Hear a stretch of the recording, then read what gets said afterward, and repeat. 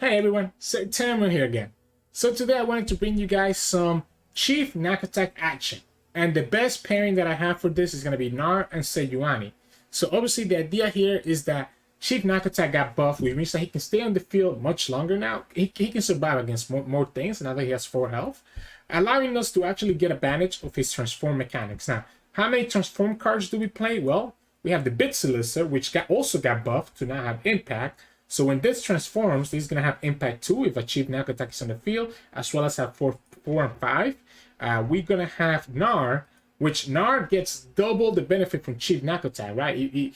When he transforms to Mega Gnar, he gets +1 and impact, and when he transforms back down to Little Gnar, he also gets +1 plus impact. So all of a sudden, your Gnar impact going to start adding up.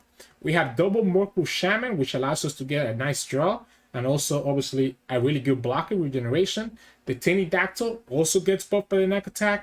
2 Mammoth Shaman, Sejuani, which champion level up do count for the Nakotak, so Sejuani can come down as a 7-8, right, which is leveled up with vulnerable. And then the Mini T, which is only a one-off, but it can be crucial sometimes to have this also get transformed and get double the impact. Now, how do we get all these units to transform? Well, obviously they need to be able to hit the nexus, so that's why we kind of are playing Bando City with Freljord, so that we have access to, first of all, triple Chemist, right? Chemist is your biggest way to trigger it, because if you get Chemist on 1, the Scrappy one will automatically trigger on turn 4, which will enable you to transform your Gnar, your Shaman, or your Tiny Dactyl right off the bat. You also have 1 Poison Dart, you have triple Poke Stick, you have the Stone Stacker, which has impact on it, you have the Tusk Speaker, which has the deal 1 to everything. So all of these units are not only potentially triggering your transform, but at the same time they're also leveling up your Sejuani, so that then your Sejuani can come in and just lock down the opponent's field. And then aside from that, we just play some tech cards, right? So Bird can allow us to buff one of our units in our hand. 3 Sisters to be able to survive against something crazy. Triple Torsion allows us to survive and get some favorable traits. 1 Wallop, similar reason as the 3 Sisters, just allows us to stop the opponent's lethal attack.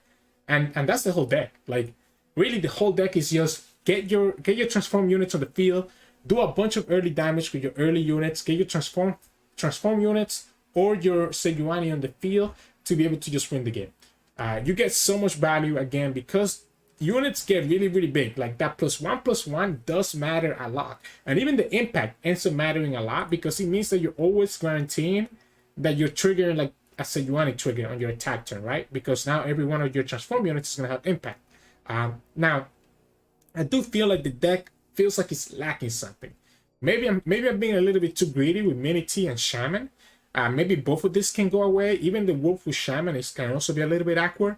And maybe I need to go more like early game, because I feel like sometimes I'm not getting a lot of early blockers, or even go something like multiple Poison Darts, because I also feel like I'm not doing, a lot of times I don't have ways to actually trigger Sejuani or trigger my transforms. It feels like sometimes I have too many transform units, but not enough ways to trigger them. So I'm still experimenting with this, but it's a potential that some of these late game cards like Mini T, Mammoth Shaman, or Vocal Shaman might get cut down, or like the ratio kind of fits a little bit, and instead we play stuff like, I guess, more Poison Darts, or what other things can damage, like, let's see, deal damage. So we can also play Electro Harpoon, doesn't seem great.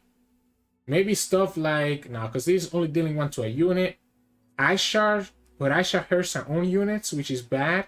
That's the problem, right? That there's not really a lot of other triggers, right? Aside from the Poison Dart. So maybe it is just maybe playing 2 or 3 Poison Darts, because it's a cheap 1-mana spell that can hit the Nexus and then also push Puff Caps, which can potentially let us trigger for free in a future turn as well. So yeah, again, I'm still experimenting with this, but this is the list that I played most of the games on today. So that's the list that I'm going to showcase to you all today. Anyways, if you stay for the end of the video, you'll see some mulligan tips from me, so make sure to stay here for that. If you like the content, please make sure to like the video below and subscribe to us. We post LOR videos every single day. I'll see you all in a little bit. Enjoy the games. So in this matchup, we'll be going up against Rico Red's playing Bard Renekton. So this is going to be Jet Croc. Wallop is going to be really good. I really like Troshan as well. I'm going to keep this whole hand actually. It's a little bit greedy. Sejuani can lock him down. Wallop and Trollshank can save us against random stuff with the Renekton, right? Obviously, the biggest thing here is going to be the Rune Runner. So that's why Sejuani is really good, because it can stop the Rune Runner even through Spell Shield. Please don't get your own bird. Yeah. Well, it's not bird, but it's a blocker nonetheless, right? And a blocker nonetheless stops us from actually being able to do anything, which is kind of annoying. Which makes me think that we actually should pass. Yeah. Need to pass exactly for that so that I can block the Rock Hopper. Because at this point, our hand is really awkward. Sure. Let's just eat this up right now while we have the chance. Unfortunately, we cannot block that guy. So I guess he's going to push 5 damage here and call it a day. While also keeping this vulnerable. This is the awkward part with this deck. I feel like we don't have enough ways to actually trigger our Sejuani and stuff like that. Go ahead and do this. Opponent gets Renekton. So we're out of luck now. Next turn we just get smacked by Renekton here. We still have a way to trigger our Sejuani. Sure. I guess we can do the Bit Solicitor here. One can just pull either way that he wants. Oh wow, okay, he gets to pull all 3 of them. Gets a 5/3 Merciless Hunter on top of everything. We'll take the 7, right? I mean, we kind of have to take the 7. Do we take the 7? Do we take the 7? I mean, sorry, I was thinking about here. Do we take the 6 here? Do we take the 6 here? Or are we supposed to wallop right now? Are we doing anything with this wallop here? Are we doing anything with this wallop here? I guess we're protecting 7 damage. Control Shen here as well. Save those units. Go like this. Have blockers for next turn. Sejuani potentially can save us here. So Sejuani can potentially save us. We need to pull the Renekton. Okay, second Trollshan is pretty good. So we need to pull the Renekton. That will trigger the Bit Solicitor to transform, giving us, I guess, a 3/3 blocker because this took 1 damage. So we go like this. Let's attack with this one too, so the opponent just blocks here if they want to. Because this has vulnerable anyway, so it's always gonna get pulled by one of the opponent's units. So I might as well just sacrifice it right now while I have the chance. Sure, the Bit Solicitor will trigger, giving us a fearsome blocker. Sejuani herself is also a fearsome blocker. Opponent's down to 4 cards. Maybe we can come back. The fact that he did Perseverance tells me that he doesn't have a lot of draw. Oh, never mind, he has Renekton. So Renekton goes here, pushes damage here, and then he has 2 more units. Ha! The Fury might punish the opponent. The Fury might make the opponent get greedy. I can't beat all of that.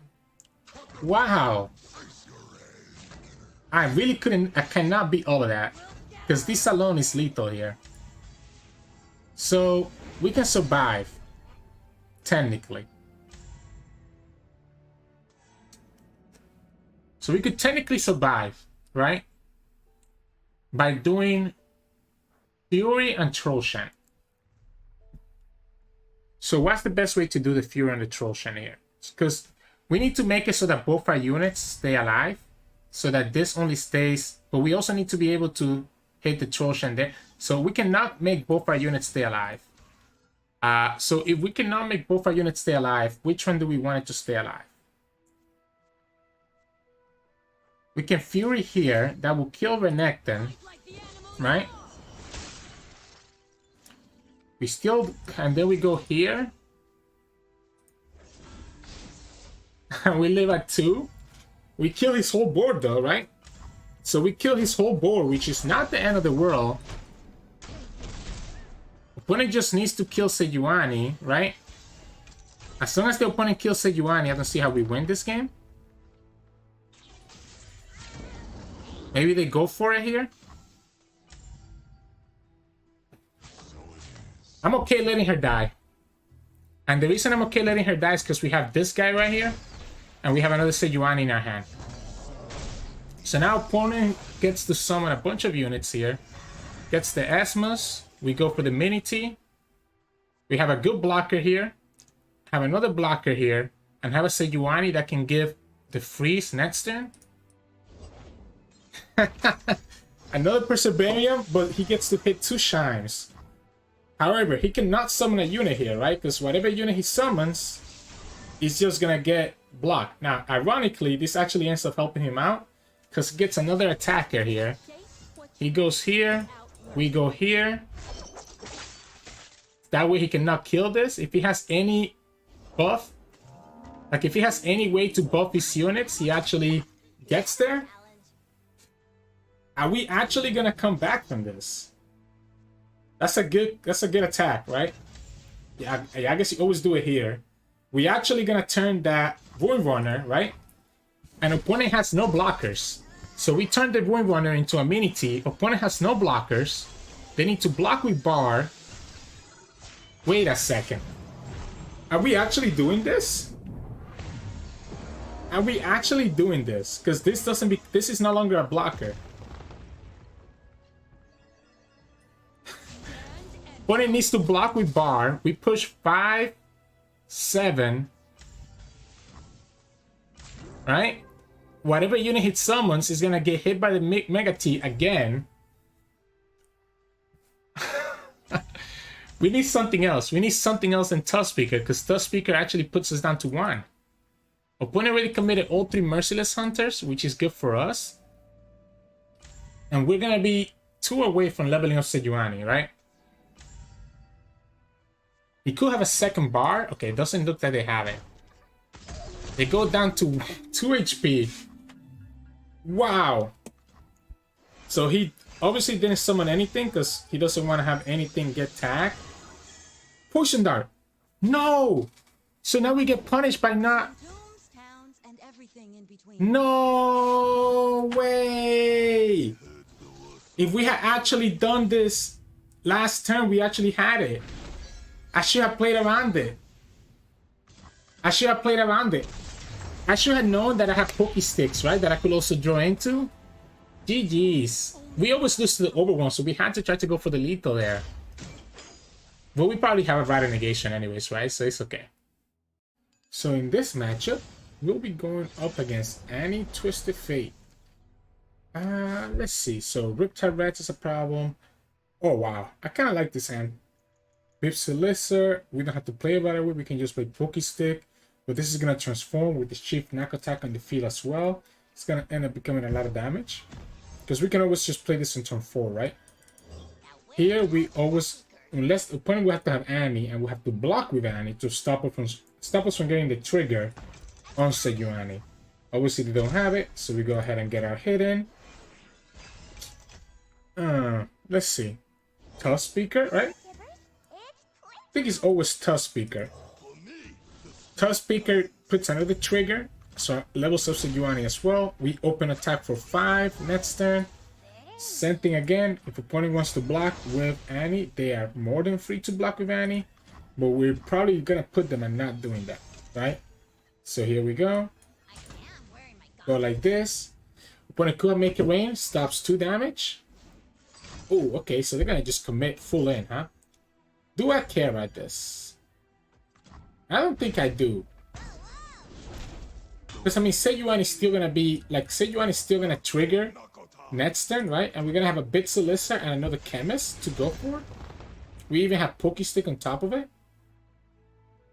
The Bit Solicitor is gonna become at 4, 5 with double impact, right? Now I don't want to die to a Disintegrate, so I don't think it's actually worth it. I think we just go like this.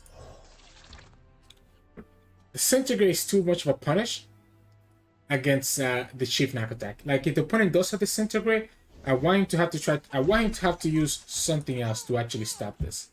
Doesn't have it. So right off the bat, we're gonna get a big damage here. Cool. So now this is gonna be 8 damage to the Nexus. Opponent's still gonna try to save their Annie because at this point they're committed to trying to level her up, right? So they're gonna take that 8 damage. And Sejuani is gonna be almost leveled up anyway. Actually, we can level her up next turn with Pokestick if we wanted to, but I think it's actually not necessary, right? Because Pokestick is gonna be how we trigger the Sejuani. And Kadors, okay, so he's gonna give up his Annie then.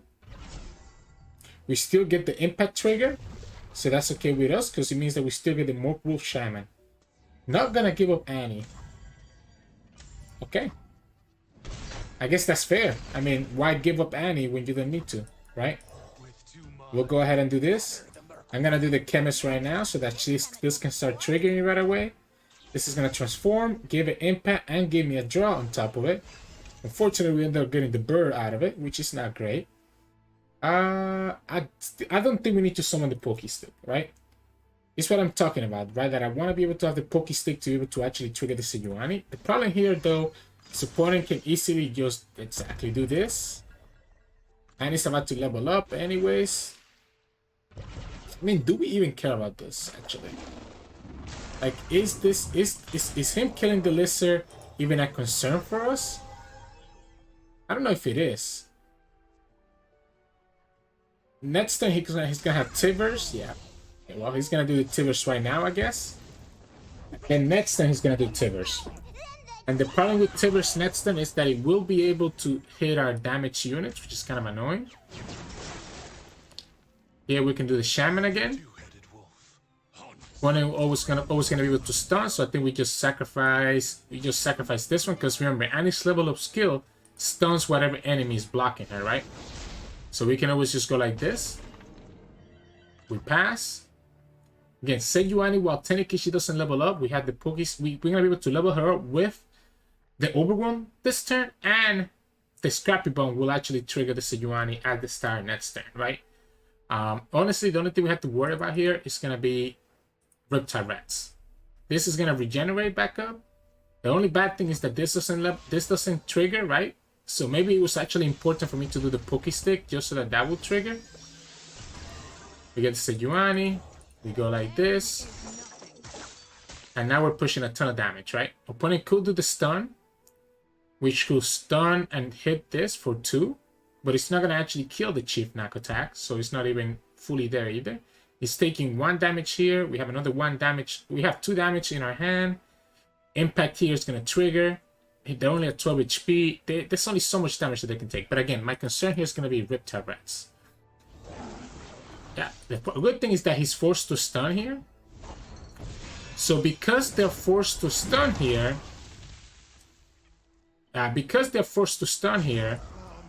it does mean that they're not actually able to... He needs to block here, by the way. Because if he blocks over there, he's not going to be able to actually kill it. Unless he has like a way to kill this. Okay, he does. So he's going to protect the damage. So he doesn't have enough ways to actually trigger the Riptide Rats next turn. Let's do the Pokestick now. What if we do the Pokestick right now? And what if we actually kill... Like, doing the Pokestick right now means that this guy survives. Which I think is going to be necessary. I think keeping that Shaman alive is going to be necessary. Because the Shaman is going to get impact from this unit as well. Right? So we go here. He kills this unit. Cool. We still kills the Freeze. He dies over there. I think we go ahead and do the Birdlinger. Gives us blockers for next turn. This gets regeneration. We have a bit of Lizard. This triggers. This is going to trigger as well. Everything is frozen. Stone Stackers. We have a pretty big board, right? But I could still attack here, in which case I'm fine sacrificing one of my units, because at this point, we have all the value that we need, right? We do Bits of List and Stone Stackers, and that should be enough. The only downside is not having the Chemist down, which kind of sucks, but it's fine. Opponent could have the 3rd Blaze Edge, because opponent already used 2 Blaze Edge, right? Opponent could have the 3rd Blaze Edge. Okay, it's going to be Twisted Fate. So Twisted Fate is a little bit annoying. Because he gets rid of the Chief Nakotak. I think he's fine though, right? Clears our board up a bit, so now I guess we go like this. And we go here. I'm okay taking these 3, I think. Because at this point, if we are able to go super wide, we should be okay. Scorched Earth will be the problem here. Block is not enough. Scorched Earth from the Sejuani will be the only problem here. This gets impact, this has impact, this has impact. Because he leveled up, right? Because he leveled up, he has impact as well. So the level up cancels out transform. Okay, so he's gonna go for the sentry. He's trying to just get blockers at this point, which makes sense. This has regeneration, so I think I actually start with this unit. Oh, that's a huge drop. We start here. I think we start like this, right? We start like this. The impact will mean that we always trigger the Sejuani. Even if this, like, he will have to have Scorched Earth here, right? Yeah, this is still lethal. And then we have the Teeny Dactyl now. This is not gonna save you. That's still the same because of the overwhelm. So what? Blaze Edge here. That still puts you at 1. It needs to be Scorched Earth here just to survive the overwhelm damage. And that's only saving you 5. Double Flock doesn't do it because we have Troll Chant. What do we have? Disintegrate plus Blaze Edge. Yeah, that's not enough. And we could even save it with the Blaze Edge. So there you go. We ended up putting enough pressure that the opponent couldn't do anything about it. Even though they ended up getting the Conservatory, got double Tybalt, got an Annie leveled up. Because how much pressure we have with the level of Sejuani in the field, it was not enough for them to come back from. Even if they were able to kill Sejuani there, right? I guess they could have, if they killed Sejuani, they would have blocked the 2-1. So they would have lived with a little bit more HP, but then we have the Teeny Dactyl, and we have a flag, and we have one of the Scrappy Bombs triggering pretty soon after that as well. So yeah, GG's. So in this matchup, we'll be going up against Aphelios Vi Zoe. So this deck is troublesome because they're able to just go so fast, so quickly. I think this hand is really good though to stop the early aggression. Especially because we can buff something up. Oh, no, okay, this is better. This is better than Bird, just because it means that if we ever draw into one of our 4-drop units, it will transform on turn 4. We force this block out because the opponent has access to Wind and Light, and Wind and Light is just too much of a problem for us. It's OP. Here we do the Bird, right? Opponent is not able to actually attack. Okay, I was gonna say, if you attack, I'll take that attack. We just attack here again. Go like this. Opponent blocks. We can do the Chief Nakotak, to be honest, and then next turn do the the Bit Solicitor, because this is gonna trigger. So we can Chief Nakotak into Bit Solicitor next turn, and the Bit Solicitor is gonna become really big. Aphelios is kind of scary here, though. No, not Aphelios. Okay. Now this Chief Nakotak is really big, so that's good for us. And it's gonna make the rest of our units also really big. We probably could have killed that, to be honest. Maybe we should have. Maybe we kill it. Let's see. If the opponent doesn't open... Opponent's gonna open? No, opponent's gonna Aphelios. So opponent's gonna Aphelios. I'm gonna go ahead and kill the Charger now while we have the chance. And then I'm gonna just level up Gnar, right? So by killing the Charger here, we're able to stop Gnar from actually... Okay, so he's gonna go Pale Cascade. I was gonna say, I want the Gnar to target the Aphelios, but since he did it this way, it means that we take 8 damage, which is a little unfortunate. We still get Gnar on the field though, and we're able to just pull this guy afterwards.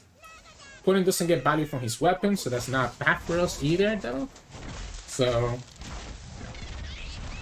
now we don't attack. Well, I guess we could attack. We attack with the Chief Nakotak now. Oh wow. We can go like this, I guess. Opponent doesn't really have a good blocker here except for the Spaces Catcher. And again, opponent wants to keep as many units as he can available. If he wants to give me Aphelios, I'm okay with that. He's gonna try to Calibrum here, and he's gonna get punished by the Troll Chant. Yeah. Because at this point, I just wanna get my Chief Nakotaks as big as possible. Opponent's gonna have to have a Mystic Shot here. Because what I'm gonna do is that I'm gonna actually do a second Chief Nakotak so that the Gnar becomes really, really big. So the Gnar is gonna transform down, and when the Gnar transforms down, it's gonna get +2.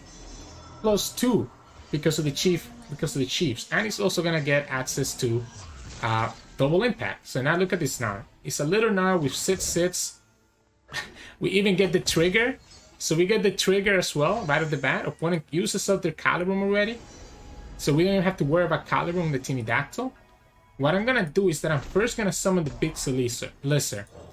Just in case that the opponent has access to a third Aphelios, so they could do Gifts from Beyond plus Calibrum. So to play around that, I'm gonna go ahead and do it this way. That's not it. So opponent even taps out of being able to use the Graviton. So now opponent cannot even do the Graviton. This is gonna transform. This is gonna transform again. It's gonna attack the Sun Dredgers. Opponent cannot attack. And here we go again. Look at this board. Like, you see how big this board is. So we go like this. Attack with the Chief, because if the opponent blocks with Aphelios, the Pokestick will kill it. Do it before the opponent can do the Winding Light. Opponent's gonna naturally block with Aphelios, and that's still gonna be lethal because of the Overwhelm, because this Mega Gnar has 4 impact. 4 impact, right? Has 4 impact and Overwhelm. So Gnar alone is dealing 10 damage here. Oh, he got the Moonlight Affliction. Okay. So Moonlight Affliction does put us in a bad spot. But he still loses to the Pokestick, and he's still going to lose to a second Tinidactyl, right? We're still pushing the damage through because of the 2 impact here. One is down to just 3 mana. Yeah, opponent, man, there's no block. It's going to let you live 1 turn, and then we do Tinidactyl anyways. And now you're going to be getting hit by 2 every single turn. And both of the Tinidactyls are going to have impact. There's no hope. There's no hope. His only hope is to try to Graviton next turn, right? Yeah, sure. I'm gonna do this now, by the way, so that the opponent cannot have a Winding Light. Let's go ahead and do it right off the bat. Oh, this also triggers and gets +1 from the Chief, right? So now what? You're taking 2 here every turn. All my units have impact. I'm about to have another unit that has impact. Shouldn't be anything from these regions that can kill this, but we just lived the dream. This is the matchup where we lived the dream. Okay, stun. Stun is gonna try to push some damage. Opponent's gonna try to do the Winding Light, but this big Overwhelm unit is gonna punish them. They still take the 2 damage from, yeah, there's the Winding Light that we talked about this whole time. Honestly, we do need to block, right? So we do need to block just so that we don't die to the burn. So I'm gonna block like this. That blocks the most damage. And then next turn we win anyways. This becomes a 9-9. So that way, the only way that we lose now is going to be like, if we didn't block with Gnar, we were vulnerable to double get excited. So that's why blocking with Gnar was correct there, because that was like a desperate play from the opponent. So even though Gnar is our champion and we don't want to lose him, because he had quadruple impact, we have to do it. So GG's. Now we're up against Thralls. And Thralls could be pretty bad for us, depending on our hand. Now, our hand looks really good, so maybe our hand is gonna be maybe we're gonna be a little bit okay here. We need to have Sejuani, but I also kind of like this whole hand. Oh man, Sejuani is probably the best that we could get here, but this hand just feels so good as well. Gnar is actually really good because Gnar is gonna level up with the Chemist. So Gnar is really good because Gnar levels up with the Chemist here. I wonder if we Bird now to potentially hit the Gnar or the Bitzelissa, right? Because either one of them... Oh, wow. Wow, okay. This hand just keeps getting better and better. Yes, we do the Bird. This lets us open up for 4 attack, right? Then we do the Bitzelissa. And we're in a good spot. Please don't hit the Bitzelissa. Perfect. It hit the Gnar. So we can go here. We hit for 4. Next turn, Sejuani. And next turn, this triggers. We do the Tinidactyl. Right, which will allow us to start working up on the Sejuani level up so that we can lock the opponent down while also presenting a lot of damage because the opponent's already down to 13 health, right? And we get Sejuani. Okay, so this is the nuts. This is absolutely the nuts. Like, this is as nutty of a draw as you could get with this deck. Sure. You know what? Be my guest. You wanna go ahead and do it like that with the Rabin? Be my guest. Still gonna go ahead and do it this way. I'm gonna go ahead and summon the Gnar as well, by the way. Yeah, there's absolutely no reason not to summon the Gnar here. I don't think there's anything that's gonna punish me. Avalanche doesn't do it, right? Honestly, the only downside here is probably that I don't want to attack with the Pterodactyl, maybe. But honestly, at this point, Sejuani is already almost triggered that having the Pterodactyl in the field is actually a deterrent for us. Because having the Pterodactyl means that Sejuani will trigger at the start of the attack, not allowing us to be able to do like the Poké Stick in response, right?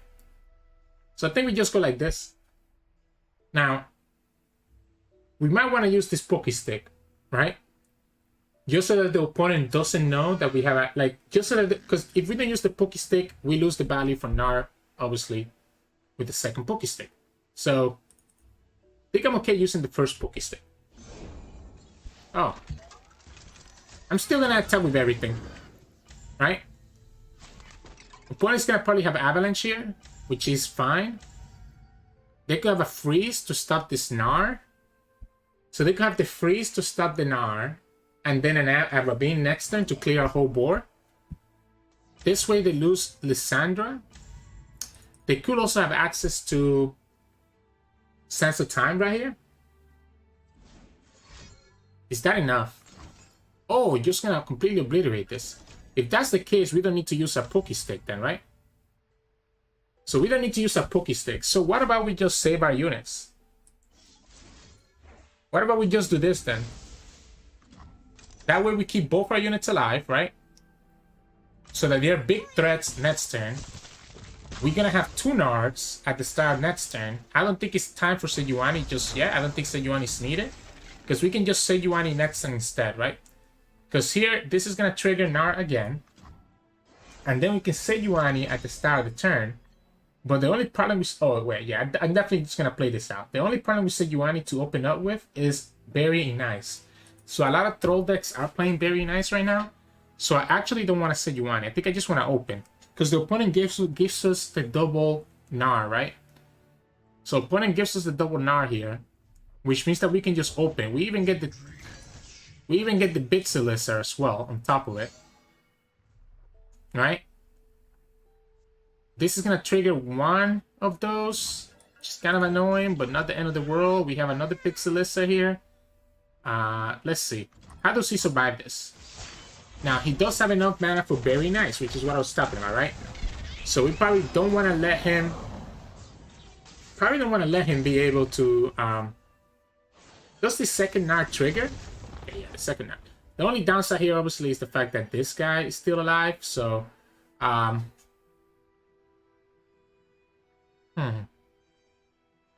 push the most damage possible, I think we go like this, don't we? But that leaves this guy alive. This pushes the most damage possible, but it leaves this guy alive. If we go here, we're still pushing the Overwhelm, but it's less damage than we would have done so earlier.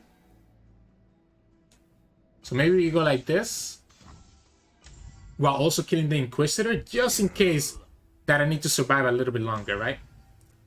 Just in case that I need to survive a little bit longer, I want to be able to kill this Inquisitor. Sense of Time.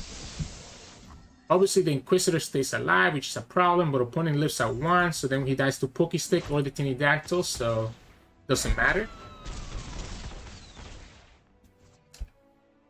And then we summon second Pterodactyl. Or Poké Stick, either way. Yeah, that doesn't matter. Second Pterodactyl. Poké Stick also does it, and that's game.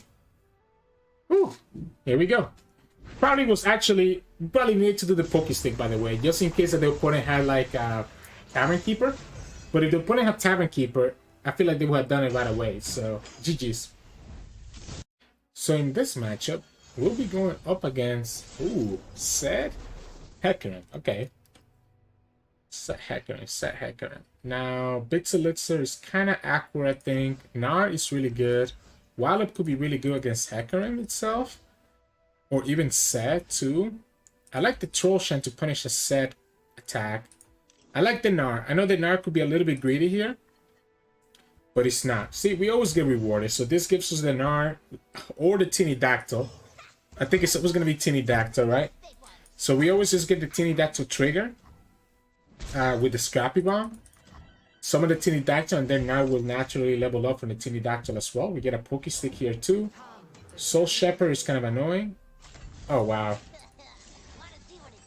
You never take that attack, by the way.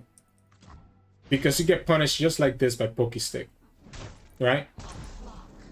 The Pokestick is just too much of a punish for anybody to ever take that attack like that. Let's do the Chemist again. Do we think that he takes it again? Nah, you know what? I'm not gonna risk it. I'm not gonna risk it this time. I'm not gonna risk it this time because what I want to do is that I just want to summon the Tinidactyl, right? And have a blocker in case that the opponent summons like a Zed. Because now Gnar Sejuani is gonna pretty much be leveled up. Yep. So that's the Zed. We're able to do the Tinidactyl, so we're able to kill this Zed, right? Twin Discipline is not enough. We go here, we go here. We go like this so that we can play around the Twin Discipline and we kill the Zed. That's why I wanted to keep the 2 mana last turn. So if you guys notice, that's why I didn't play the Tinidactyl, right?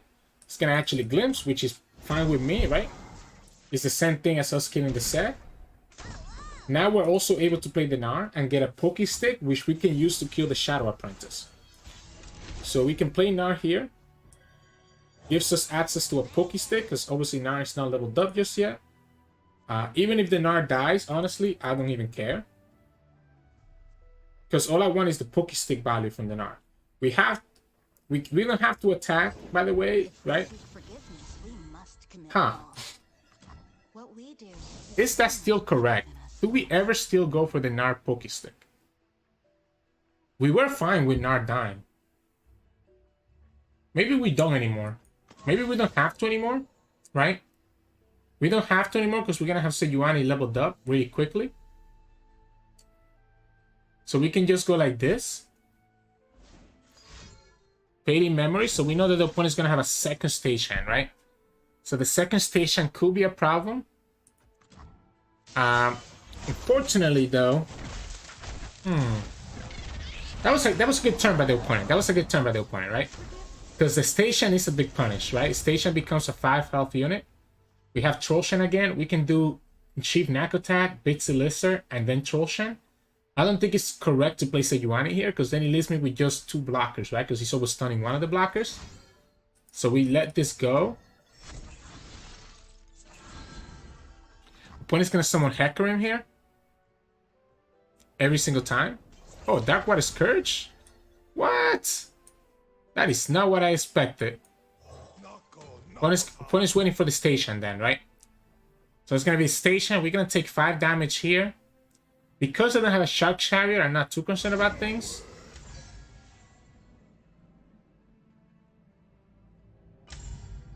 I think we block everything. I was thinking of just pressing OK. And that's a consideration, right? But I don't think it's actually necessary. Here we have a Bitsy Lister who's going to be transformed. I'm going to have Sejuani that's going to be leveled up. So I don't think opponent has a way to kill us anymore. All he can do is do the station, right? All he can do is do the station to try to get some value. We even get the Mega Gnar now. We go like this. Honestly, the only downside with Sejuani is that her ability is going to trigger at the start of every turn. So because her ability is triggering at the start of every turn, it means that the opponent could technically do like the ephemerals, and we would not be able to stop them, right? Yeah, he smartly goes here. We go here. Go like this. We can attack with everything because of the impact trigger. So if we can attack with everything because of the impact trigger, then we always just go like this, right? This is pushing the most damage possible. Opponent obviously always has to block this one here. The stun is going to save us next turn, I guess, right? The stun is going to be our saving grace, because the Sejuani is going to trigger right away. So maybe it was actually the Mini-T. Maybe it was actually the Mini-T this turn that we had to do, right? So if the opponent has another Onslaught of Shadows, that could be a problem. Maybe they have a way to trigger this?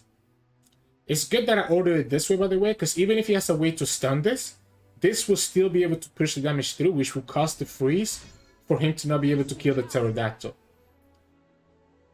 Ironically enough, though, if the opponent actually kills the pterodactyl, we might have been okay with that, right? No Shark Chariot is huge for us. Opponent gets Callista. Callista doesn't matter because she gets frozen at the start of the turn. We get Gnar back. Gnar is gonna give us access to a Poke Stick. We have double Wallop, so I think we're good. I think we're good. With double Wallop, I don't see how we lose this. Double Wallop and Sejuani kind of just locking him down is too much of a problem for the opponent. The Scourge doesn't matter. Zed doesn't matter, but I'm gonna go ahead and stun the Zed just in case. Just in case. And then I think I'm actually gonna go ahead and do the mini T. Okay. Yeah, I think I'm gonna go ahead and do the mini T here. So this will stop. Do we press OK here? Do we ever just press OK? I don't think we need to, right? I think we can go like this. What if we just kill... What if we just let the Gnar die? No, because the Gnar is leveling up, right? Yeah, the Gnar is leveling up. We can go like this. Or we can just press OK. I think we just win next turn, right? We just win next turn on the open. So I think it's actually okay to press OK. This plays around like a potential... So that will play... Because obviously this is going to make this into something that cannot block. But that's also a way for us to kind of play around like a bunch of other random stuff, right? So we can go like this and call it a day. This is game. Opponent should have a way to stop that. I play around the mark, right? The Ionia spell that transfers the ephemeral. By us pressing OK means that he doesn't actually have a chance to ever play that spell. And here we go. GG's. Because the mini T was always going to get rid of one blocker, so opponent was never going to have enough units to block with. So, yeah. So in this matchup, we're going against Feel the Rush. This is going to be very tough, right? Like very, very tough. Because as good as Sejuani is, she would just get countered by a Vengeance, so she would never be able to fully lock down their stuff, right? Now, having two Sejuanis is pretty good, especially if we're able to get this attack here for free. Sure. We'll take that. Honestly, Tusk Speaker would be the best thing here. It fits Elixir. Not what I was looking for, but also not the worst thing in the world. Ideally, opponent wants to actually do... So I'm going to go here. I'm going to go all in. Because ideally, opponent wants to ramp, right? So opponent wants to be able to ramp here. So by open attacking, we push less damage. There you go. Catalyst of Eons. We called it.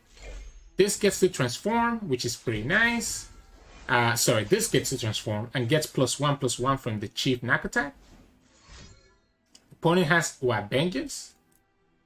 So if they have Vengeance, they have to Vengeance here. Avalanche. So now we just Gnar, right? Now we just Gnar and have a second Chief Nakotak. Now, on this one, I am actually gonna open attack. Maybe not anymore. No, I am gonna open attack. I'm gonna open attack. This puts him down to 3, right? Opponent goes to Vengeance for right here. Cool. We have the Chief Nakotak and we have Gnar level up and we get a Poke Stick out of it as well. So we can go here.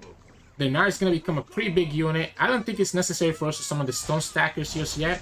That's one Vengeance gone that we don't have to worry about anymore for Sejuani. So that's pretty nice. Also, oh, that's it? I don't know. Okay, so he's going to have 8 stairs, right? So he's going to have 8 stairs, which means that... Let's go here first. Let's go here first, because we could potentially draw something better than Sejuani. Like this. Right? So this way we don't have to commit the Sejuani. Opponent will always want to do 8 that stairs here, right? So, but this is already pushing 8 damage. So if the opponent commits the 8 that stairs, they lose to the second Poke Stick. Here comes the 8 that stairs. And here comes the Poke Stick. GG's. Unfortunately, the play that he had was a little bit telegraphed into the very nice, which meant that he would tap him out completely out of mana. So, GG's. That was crazy value from the Chief Nakotak. He kind of forced the opponent to have to do that. So, hey, welcome back, everybody. Hope you enjoyed those games. We had some really fun ones there. You kind of see what I'm talking about. Like, sometimes it's kind of awkward to trigger your transformation if you don't have a lot of like Poke Sticks or one of your other units down in the field. So I think it's definitely necessary probably to go maybe some of the 2-drops as well. Maybe we actually need to play the Overwhelm 2-drop, like the Ruthless Raider, and maybe go up a little bit more on Poison Darts. Maybe even something like Share Spoils could be interesting, but then that's another card that we need to be able to trigger, which probably not the greatest idea to keep adding more cards that we need to trigger. So I think it's definitely going to be more Poison Darts if I had to kind of redo this deck list again. And maybe calling some of the Shamans. The Shamans didn't really end us winning us any games. It kind of feels more like it's a win more, right? At that point, the Shaman is kind of like a win more. So I don't think it's actually going to be that worth it. I do like the Mork Wolf though, because he lets us draw. But we might be a little bit too heavy on the 4-drops as well. So it's debatable which one to cut. I really like the Mini T and what we saw from it. So maybe we keep the Mini T, but yeah. Anyways, in terms of mulligan, always keep the Chemist, right? The Chemist just enables all of your 4-drops that can transform. I like keeping the Tusk Speaker as a turn 2, right? Turn 2 play. I also like the Chief Nakotak because it synergizes so well with all our other transform units.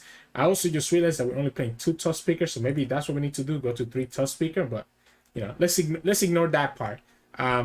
Yeah, so Chemist, really good. Stone Stackers, really good. Tusk Speaker and Chief Nakotak. And you can play the Bird as well. So pretty much you want to keep your early units. Bird, Chemist, Stone Stackers, Tusk Speaker, and Nakotak. I will keep the Lizard if I know that I have a great way, an easy way to trigger it early on. Otherwise, you can kick it and just get it back later on in the game. So yeah, that's my suggestion on how to go about with the mulligan with this deck list. As always, if you like the content, please make sure to like the video below and subscribe to us. We post LOR videos every single day. You can also find us on Twitch at Twitch Sirturmund, where we stream 3 to 4 times a week. And you can also find us on Discord and Twitter. The links to those are both in the description below. Thank you so much for watching. I'll see you all again tomorrow.